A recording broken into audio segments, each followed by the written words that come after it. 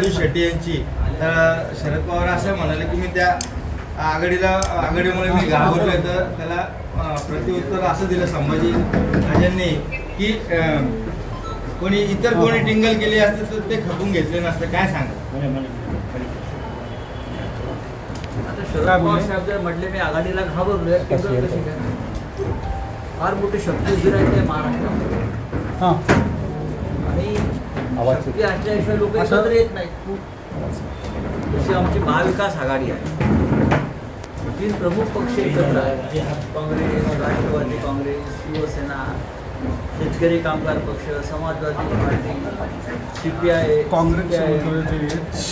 हे आघाडी झाल्यावरच महाराष्ट्रामध्ये भारतीय जनता पक्ष, त्यामुळे मोदींचा पराभव आम्ही करू शकतो. जेव्हा अनेक लोक एकत्र येतात, आघाडी होती, तेव्हा नक्कीच एक शक्ती निर्माण होते. आणि जेव्हा पवारसाहेबांसारखी व्यक्ती, राजकारणाची धुरंधर व्यक्ती, त्या नव्या शक्तीची दखल घेऊन एक मत व्यक्त करते, त्याला मी टिंगल मानत. कारण शरद पवार हे अत्यंत गंभीरतेने राजकारण करणारे नेते.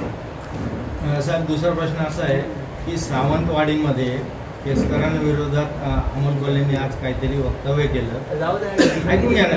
पण त्याच्या पुढे राजन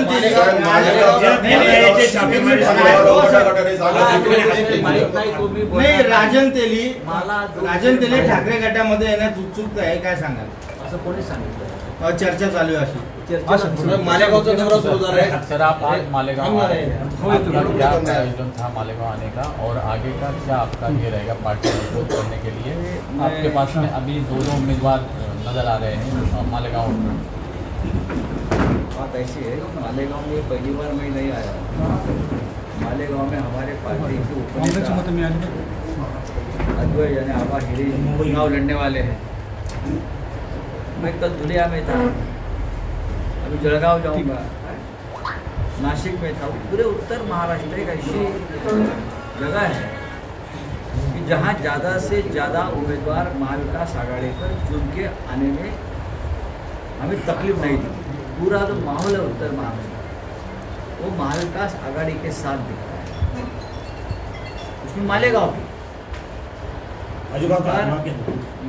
के आमदार जो है वो हमारे आबा हिरे होंगे. आप देखिए, शिवसेना के आमदार होंगे, महाविकास आघाड़ी के आमदार होंगे. तो अगर हम यहाँ चुनाव होते हैं करने वाले, तो हम यहाँ हमारा आना जाना रहेगा और बाद में तो उनको ही देखना है सब यहाँ. म्हणजे विषय संपला का? एक मिनट सर, हिंदी में काय पूरा करना. अभी जो हालात महाराष्ट्र में और पूरे मुल्क में बनाए गए, जानबूझ के दंगा हो जाए, हुजूर सल्लल्लाहु अलैहि वसल्लम के नाम को ये करना. देखिए, दंगा देश भर में दंगे करना, जहाँ चुनाव है उससे पहले दंगे करना, यही एक कुछ लोगों की एक स्ट्रैटेजी रही है. हम लोग मानते हैं कि इस देश में डेमोक्रेसी है. लोग आपको चुनकर देते हैं 5 साल के लिए. आप 5 साल विकास करिए, लोगों के काम करिए, देश की सुरक्षा करिए और उसके ऊपर वोट मांगिए. लेकिन 10 साल का अनुभव ये है कि सब हिंदू मुसलमान करना, जात और धर्म के आधार पर दंगे करना, और बाद में ये खतरे में, वो खतरे में, वो खतरे में, हिंदू खतरे में. अरे आप तो इतने बड़े हिंदू हृदय सम्राट बने हैं ना अभी, तो हिंदू कैसे खतरे में आ सकता है? इसका मतलब है आप नकली हिंदू हृदय सम्राट, आप नकली हिंदुओं के नेता. तो आपके राज में अगर हिंदू खतरे में है तो आप इस्तीफा दीजिए, हम देख लेंगे क्या करना है. बोला आपला का प्रश्न आहे? मालेगावला बंडूबाचा विषय संपला. सर, इच्छुक उमेदवारांमध्ये पुढे आमच्याकडे काही त्यांनी उमेदवारी म्हणजे ते कुठल्या पक्षात त्या बंडूबाला तुम्हाला दिल्लीला भेटले, तुम्ही तुम्हाला दिल्लीला भेटले, त्यांना सक्रिय होण्याचे सांगितलं. आता सुद्धा त्यांचा मुलगा आपल्याला येऊन भेटला. त्यांचे चिरंजीव मला भेटले, त्यांच्याबरोबर कार्यकर्ते होते, त्यांनी माझ्यावर फोटो काढले, त्यांचा एक कार्यक्रम झाला, त्या कार्यक्रमाचे फोटो दाखवले. पुढे उमेदवारीबद्दल बोलते, पण त्यांनी उमेदवारी मागितली आहे का? हो ते बोलले कोणत्या पक्षात आहेत? दिल्लीवर आल्यानंतर उमेदवारीसाठी बोलले आता होते. ते कोणत्या पक्षात आहेत तुम्हाला माहिती आहे का? मला माहिती ते शिवसेनेत आहेत का आणि असले ते कोणत्या शिवसेनेमध्ये आहेत? त्यांनी आपली भेट घेतल्यानंतर असं सांगितलं होतं पत्रकार परिषदेत. मला ते तुम्ही जे म्हणताय आपले फोटो देखील त्यांनी सांगितले होते. मी मला ते- उभाटामध्ये होतो, उद्धव बाळासाहेब ठाकरे बरोबर राहणार होतो. ही जी पत्रकार परिषद त्यांनी बोलवली ती या एका व्यक्तीसाठी बोलवली नाही. नंबर 1, ते बंडू काका बच्छाव दिल्लीमध्ये आले होते अचानक आले. ते म्हणाले मी बंडू काका बच्छाव मी मालेगावातून आलो आणि मी इच्छुक. त्यांचं म्हणणे आम्हाला बोलवण्यात आलं. अजिबात नाही. साहेब, दिल्लीमध्ये संभाजी- आपण बोललोय. दोनदा मालेगावचे मुख्यमंत्री यांचा दौरा. अहो दिल्लीमध्ये आमची तिकीटं फायनल होत नाहीत. आमचे पक्षप्रमुख हे मुंबईत राहतात, मातोश्रीवर असतात. सगळा महाराष्ट्र मातोश्रीकडे जातो. साहेब, संभाजीनगर जिल्ह्यामध्ये दिल्लीमध्ये शरद पवार साहेबांच्या पार्टीची तिकीट कन्फर्म होत नाही. दिल्लीमध्ये शिंदे गटाची तिकीट कन्फर्म. दिल्लीमध्ये अजित पवारांची तिकीट कन्फर्म, कारण त्यांचे बॉसेस दिल्लीमध्ये, आमची नाही. आमचे शिवसेना पक्षप्रमुख हे मुंबईत, त्यामुळे आमचा संपूर्ण काम पक्षाचा मुंबईतून चालतो. सर साहेब आरक्षणात 50% जी मर्यादा आहे ती राज्यसभेत लोकसभेत वाढवणार असं राहुल गांधी म्हणाले. जर हा आरक्षणाचा मुद्दा संपवायचा असेल महाराष्ट्रात, तर तामिळनाडूचा जो फॉर्म्युला आहे किंवा तामिळनाडूचे जे पॅकेज आहे 50%च्या वर त्याने आरक्षण दिलेलं आहे आणि ते टिकलेलं आहे.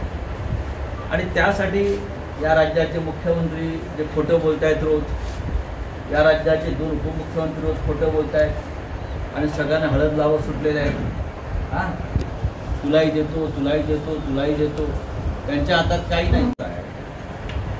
किंवा तामिळनाडूचे जे पॅकेज आहे 50%च्या वर त्याने आरक्षण दिलेलं आहे आणि ते टिकलेलं आहे. आणि त्यासाठी या राज्याचे मुख्यमंत्री जे खोटं बोलत आहेत रोज, या राज्याचे 2 उपमुख्यमंत्री रोज खोटं बोलत आहेत आणि सगळ्यांना हळद लावत सुटलेले आहेत. हां, तुलाही देतो, तुलाही देतो, तुलाही देतो. त्यांच्या हातात काही नाही. हा विषय नरेंद्र मोदींच्याच हातामध्ये आहे, केंद्र सरकारच्या हातामध्ये आहे, पार्लमेंटच्या हातात. त्याच्यामुळे या विषयावर चर्चा दिल्लीमध्येच होईल आणि आम्ही सगळ्या भूमिकेच्या जे राहुल गांधींनी सांगितलं, जे परवा माननीय शरद पवार साहेबांनी सांगितलं की आरक्षणाची मर्यादा वाढवून हा विषय संपायला. शिवरायांची जी विचारधारा आहे तीच काँग्रेसची विचारधारा आहे असं राहुल गांधींनी म्हटलं. मग शिवरायांची विचारधारा ही राष्ट्रहिताची विचारधारा आहे. त्याने राष्ट्र घडवलं. काँग्रेस पक्षानेही देशाच्या स्वातंत्र्य काळात जे कार्य केलेलं आहे ते राष्ट्र घडवण्याचंच कार्य होतं. आणि पंडित नेहरू या देशाचे पहिले पंतप्रधान ते मनमोहन सिंगपर्यंत जी प्रक्रिया आहे राष्ट्र घडवण्याची, तर काँग्रेसचं योगदान नक्कीच मोठं आहे. साहेब, गाव तेथे शिवसेना हा नारा दिला जातोय. गाव तेथे शिवसेना हा नारा दिला जातोय. मग नव्यानं जुनी शिवसेना म्हणजेच ठाकरे सेना. पत्रकार आहे का तू? हो हो. कुठला बेटा नको. त्यांना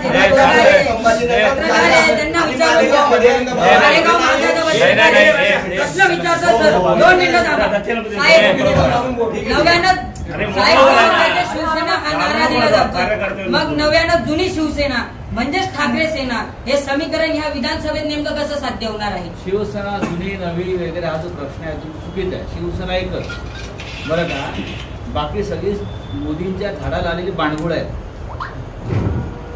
शिवसेना एकच बाळासाहेब ठाकरेंची, उद्धव ठाकरे यांच्या नेतृत्वाखाली आहे. जुनी शिवसेना, नवी शिवसेना, अमुक शिवसेना नाही. एकनाथ शिंदे आणि त्यांचा गट जो आहे फुटलेला, हा भारतीय जनता पक्षाच्या झाडाला आलेले बाणगुळ आहेत. तुम्ही आज जर त्यांचे मोदी येत आहेत त्यांचे होर्डिंग आणि पोस्टर पाहिले तर मोदी असे एवढे मोठे आणि बाळासाहेब एवढे त्या पोस्टरवर, त्या होर्डिंगवर. आणि बाळासाहेब आणि शिवसेनेच्या राष्ट्रीय पोस्टरवर कधीही दुसरा कोणाचाही फोटो नव्हता बाळासाहेबांचा, हे लक्षात घ्या. आज त्यांचे एक नवीन सेनापती आहेत, त्यांचे फोटो लागतात. अमित शहाचे फोटो लागतात, त्यांचे फोटो लागतात. ही शिवसेना नाही, ही मोदींची सेना आहे किंवा अमित शहाची सेना आहे. तर त्यांना तुम्ही शिवसेना म्हणणं हा महाराष्ट्रात आणि बाळासाहेब ठाकरेंचा अपमान आहे. साहेब, महाराष्ट्रात जालना मालेगावमध्ये छापे पडलेत का? जालना आणि औरंगाबाद मध्ये आज एनआयचे छापे पडलेले, काय सांगाल की निवडणुका आलेल्या आहेत. निवडणुका आलेल्या आहेत आणि निवडणुका आल्या की अचानक राष्ट्रीय सुरक्षेला धोका निर्माण होतो. निवडणुका आल्या आणि भारतीय जनता पक्षाला पराभवाची भीती अस्वस्थ करू लागली, त्यांची झोप उडाली पराभवाच्या भीतीनं की असे छापे पडतात, असे अनेक प्रकरणे निर्माण केली जातात. तर मला माहीत नाही कुठे छापे पडले का. मग राष्ट्रीय सुरक्षेला धोका निर्माण होतो. तुम्ही काय करताय 10 वर्ष काय करताय काय? निवडणुका आल्या की किंवा स्वातंत्र्य दिनाचा दिवस आला, प्रजासत्ताक दिवस आला की अतिरेकी पकडले जातात. दिल्लीच्या रस्त्यावर 10 अतिरेकी पकडले जे घातपात करायला आले, त्याच दिवशी पकडतात. आता निवडणुका आल्या की मग काय छापे पडले, छापे टाकायचे आणि वातावरण बिघडून टाकायचं. हे आता याला लोक कंटाळलेले आहेत आणि त्याचा बंदोबस्त जनताच करते. सुरक्षा से जुड़ा हुआ मुद्दा है, एनआईए के छापे, फंडिंग है, टेरर है, तो इसको यानी इलेक्शन से पहले किया जाता है, यानी वो लोग मजाक कर रहे हैं या फिर?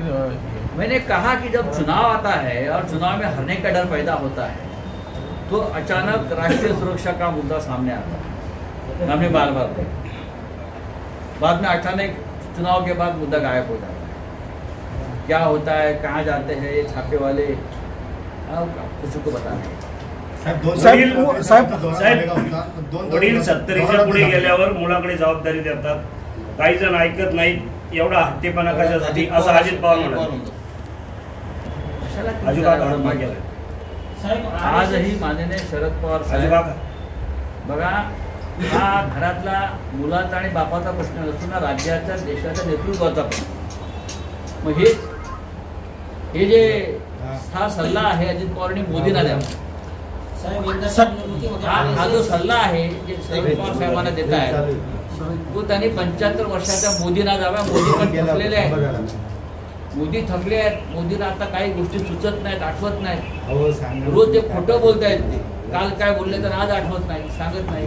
हा सल्ला अजित पवारांनी हा मोदींना दिला पाहिजे. मोदींचं वय सुद्धा 75 झालं. नरेंद्र मोदी म्हटले की ड्रग्सच्या पैशातून काँग्रेसचं सरकार आणायचंय.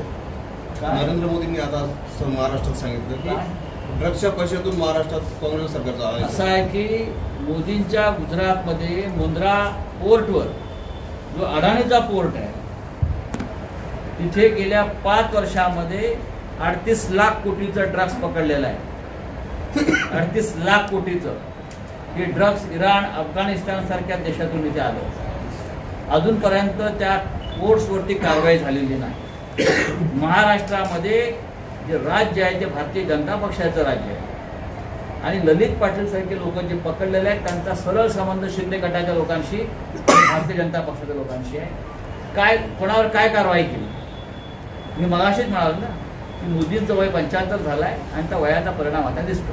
पृथ्वीराज चव्हाणांनी असा आरोप केला की फक्त अटक झाली, थोडं रामायण झालं, पण पुढे काही कारवाई होताना दिसत. मी तेच तर म्हणतोय ना, जर खरोखर तपास झाला तर कॅबिनेट मधल्या अनेक मंत्र्यांपर्यंत याची सूत्र जातील, धागे जातील. इथल्या पालकमंत्र्यांवर देखील आरोप केले, इथल्या पालकमंत्र्यांवर देखील मागच्या सगळं तुम्ही बघा. सर